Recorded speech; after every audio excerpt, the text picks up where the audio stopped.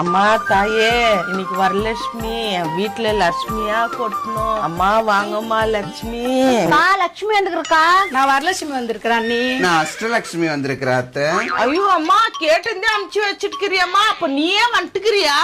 காணா. நாங்க தான் அண்ணி குங்குமஞ்சா வச்சு ஜாக்கெட் பீஸ் எங்க இதுக்குன்னே வருவீங்க இல்ல? அப்படியே கிரி கிரி கிரி நிக்குனே. வீடு தேடி வந்தா இத்தா குடுக்குற மரியாதையா கண்ணி. பாம்பு கச்சா வரன்னோர உக்காருங்க தார. இங்க பாரு எவ்வளவு கோல்டு பாத்தீங்க.